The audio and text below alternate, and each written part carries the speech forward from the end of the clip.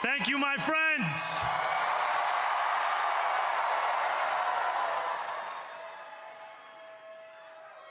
The sun may have set over our city this evening, but as Eugene Debs once said,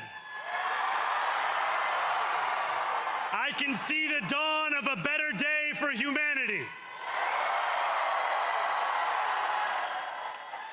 For as long as we can remember, the working people of New York have been told by the wealthy and the well-connected that power does not belong in their hands. Fingers bruised from lifting boxes on the warehouse floor, palms calloused from delivery bike handlebars, knuckles scarred with kitchen burns. These are not hands that have been allowed to hold power. And yet, over the last 12 months, you have dared to reach for something greater. Tonight, against all odds, we have grasped it. The future is in our hands. My friends, we have toppled a political dynasty.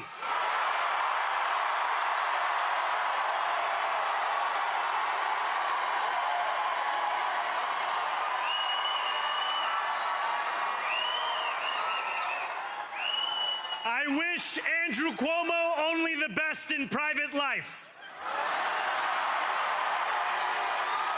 But let tonight be the final time I utter his name as we turn the page on a politics that abandons the many and answers only to the few.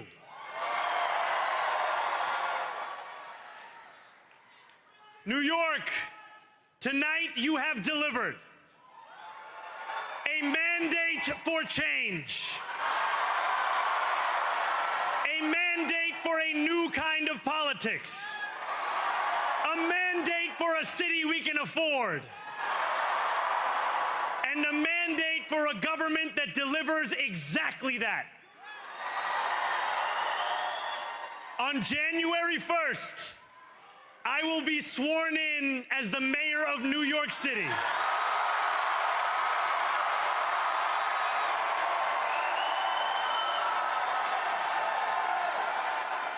And that is because of you. So before I say anything else, I must say this. Thank you.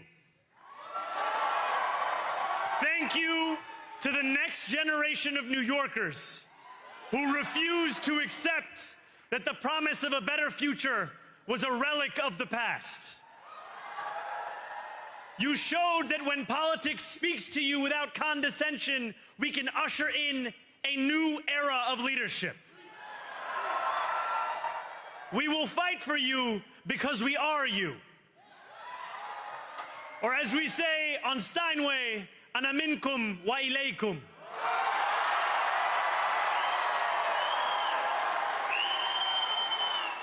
Thank you to those so often forgotten by the politics of our city who made this movement their own. I speak of Yemeni bodega owners and Mexican abuelas, Senegalese taxi drivers and Uzbek nurses, Trinidadian line cooks and Ethiopian aunties. Yes, aunties. To every New Yorker in Kensington and Midwood and Hunts Point, know this. This city is your city, and this democracy is yours too. This campaign is about people like Wesley, an $11.99 organizer I met outside of Elmhurst Hospital on Thursday night. A New Yorker who lives elsewhere, who commutes 2 hours each way from Pennsylvania because rent is too expensive in this city. It's about people like the woman I met on the BX 33 years ago, who said to me, I used to love New York, but now it's just where I live. And it's about people like Richard, the taxi driver I went on a 15-day hunger strike with outside of City Hall, who still has to drive his cab 7 days a week. My brother, we are in City Hall now.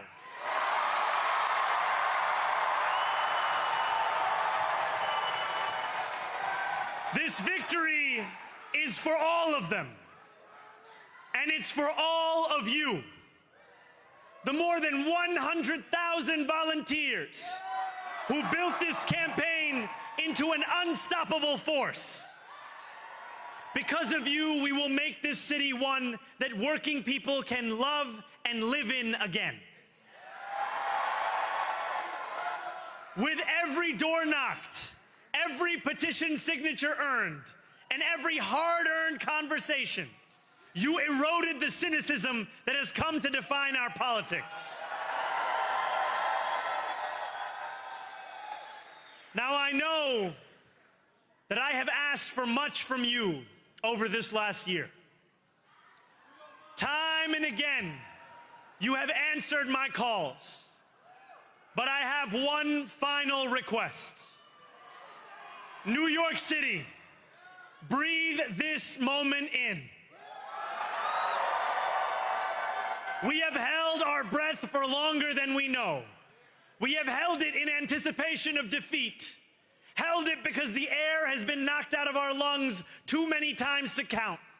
Held it because we cannot afford to exhale. Thanks to all of those who sacrificed so much, we are breathing in the air of a city that has been reborn.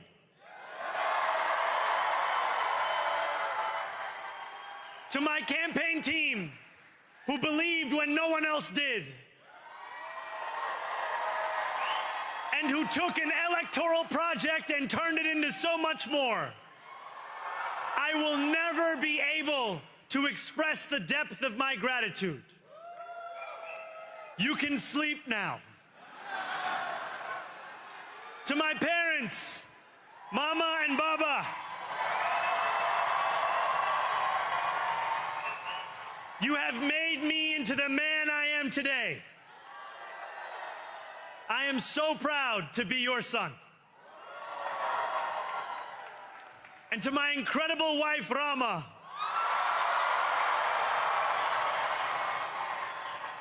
Hayati, there is no one I would rather have by my side in this moment and in every moment. To every New Yorker, whether you voted for me, for one of my opponents, or felt too disappointed by politics to vote at all, thank you for the opportunity to prove myself worthy of your trust. I will wake each morning with a singular purpose: to make this city better for you than it was the day before. There are many who thought this day would never come, who feared that we would be condemned only to a future of less, with every election consigning us simply to more of the same. And there are others who see politics today as too cruel for the flame of hope to still burn. New York, we have answered those fears. Tonight we have spoken in a clear voice. Hope is alive. Hope is a decision that tens of thousands of New Yorkers made day after day, volunteer shift after volunteer shift, despite attack ad after attack ad. More than 1 million of us stood in our churches, in gymnasiums, in community centers, as we filled in the ledger of democracy. And while we cast our ballots alone, we chose hope together. Hope over tyranny. Hope over big money and small ideas. Hope over despair. We won because New Yorkers allowed themselves to hope that the impossible could be made possible. And we won because we insisted that no longer would politics be something that is done to us. Now it is something that we do.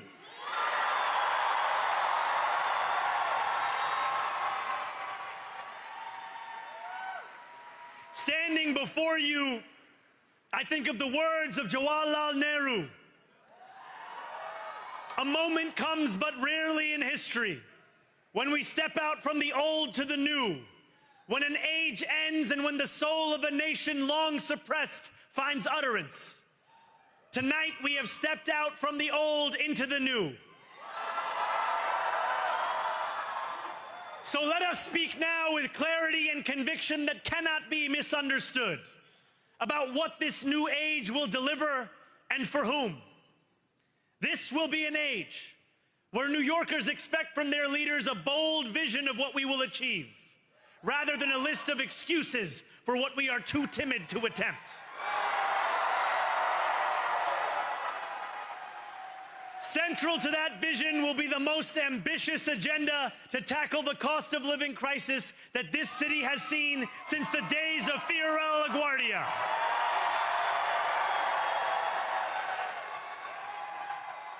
An agenda that will freeze the rents for more than 2 million rent-stabilized tenants. Make buses fast and free. And deliver universal child care across our city. Years from now, may our only regret be that this day took so long to come. This new age will be one of relentless improvement. We will hire thousands more teachers. We will cut waste from a bloated bureaucracy.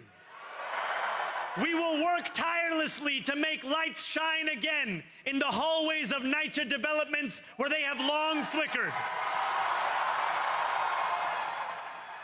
Safety and justice will go hand in hand as we work with police officers to reduce crime and create a department of community safety that tackles the mental health crisis and homelessness crises head on. Excellence will become the expectation across government, not the exception. In this new age we make for ourselves, we will refuse to allow those who traffic in division and hate to pit us against one another. In this moment of political darkness, New York will be the light. Here, we believe in standing up for those we love. Whether you are an immigrant, a member of the trans community, one of the many black women that Donald Trump has fired from a federal job, a single mom still waiting for the cost of groceries to go down, or anyone else with their back against the wall, your struggle is ours too. And we will build a city hall that stands steadfast alongside Jewish New Yorkers and does not waver in the fight against the scourge of anti-Semitism. Where the more than 1 million Muslims know that they belong. Not just in the 5 boroughs of this city, but in the halls of power. No more will New York be a city where you can traffic in Islamophobia and win an election.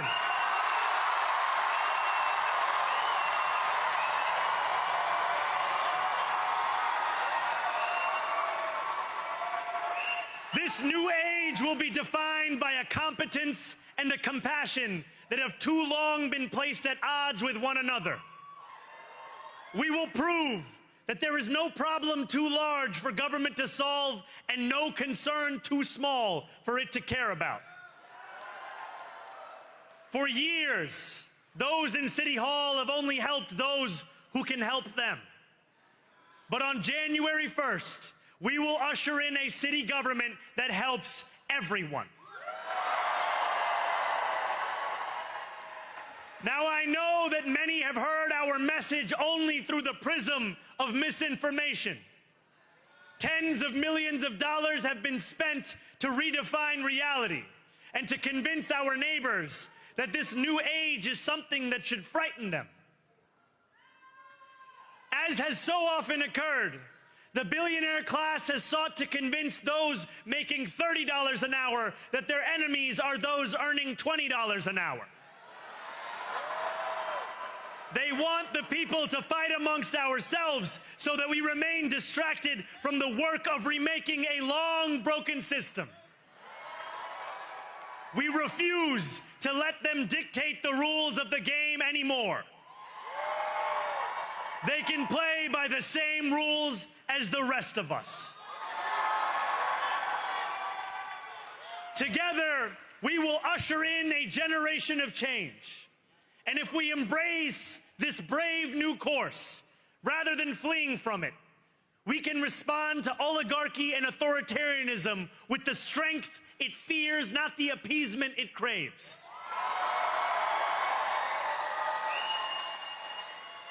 After all, if anyone can show a nation betrayed by Donald Trump how to defeat him, it is the city that gave rise to him.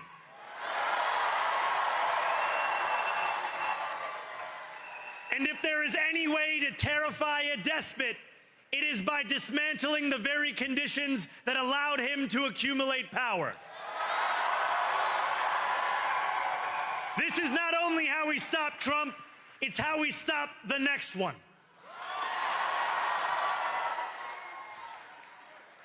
So, Donald Trump, since I know you're watching, I have 4 words for you. Turn the volume up.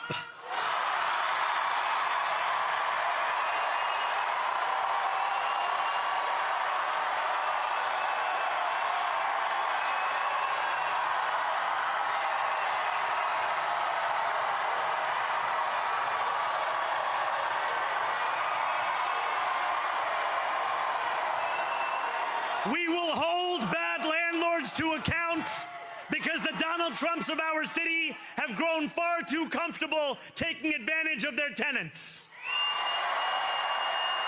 We will put an end to the culture of corruption that has allowed billionaires like Trump to evade taxation and exploit tax breaks.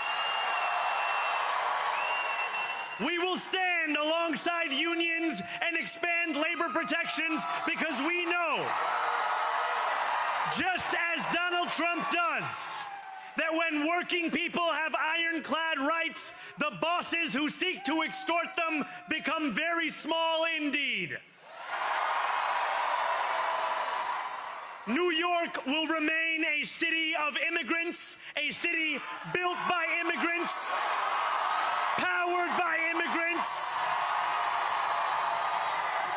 and as of tonight, led by an immigrant.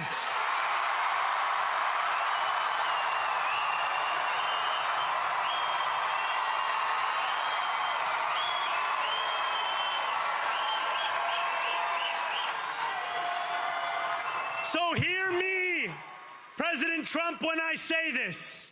To get to any of us, you will have to get through all of us.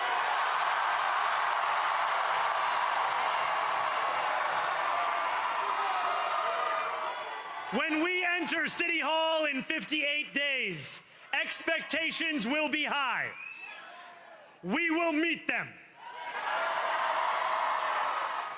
A great New Yorker once said that while you campaign in poetry, you govern in prose.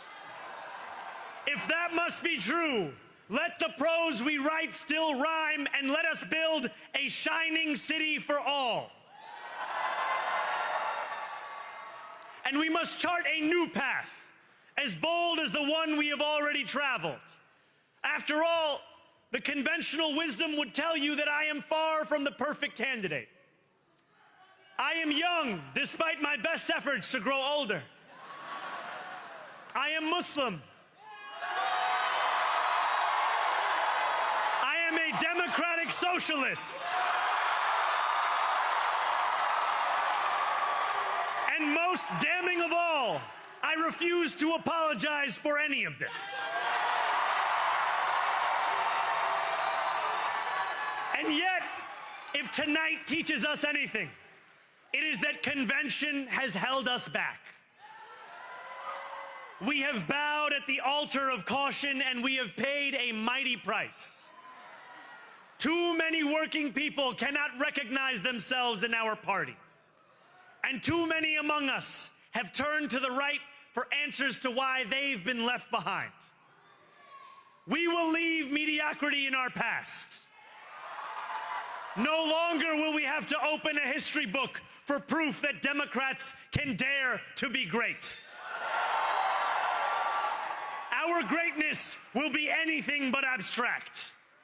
It will be felt by every rent-stabilized tenant who wakes up on the first of every month,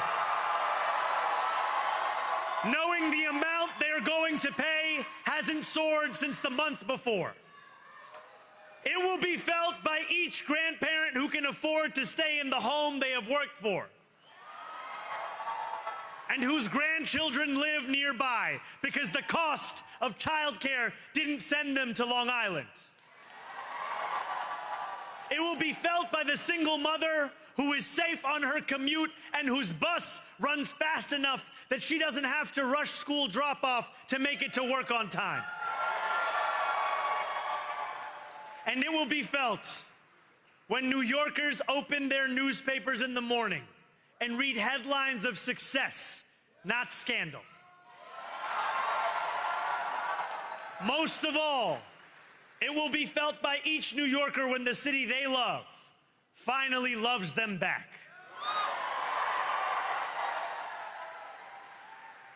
Together, New York, we're going to freeze the... Together, New York, we're going to make buses fast and... Together, New York, we're going to deliver universal... Let the words we've spoken together, the dreams we've dreamt together, become the agenda we deliver together.